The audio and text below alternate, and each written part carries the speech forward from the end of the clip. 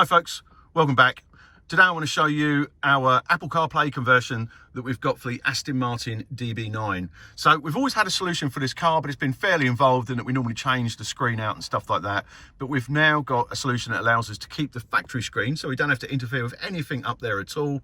And it's all controlled via this rather nifty jog shutter wheel controller and return push button key. It works really, really well. We've constructed this panel here. This little controller here is for an auxiliary subwoofer, so this car's had an audio modification, so we've just reset the sub control in there. But that essentially is a panel which we use to house this little jog shuttle controller. And we can use that up the top here to select modes, to roll through the icons and apps and stuff like that. Everything you'd expect. It gives you full Siri. The sound quality is amazing because we bring it in through the optical system of the car, so it's in straight directly to the amplifier on the most ring.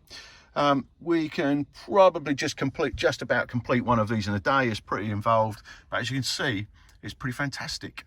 Hopefully you've enjoyed this. If you've got an Aston Martin DB9 or similar and you'd like Apple CarPlay, we specialise in some of these high-end conversions now. And yeah, give us a shout. Sales at Audiofile-Incar.co.uk.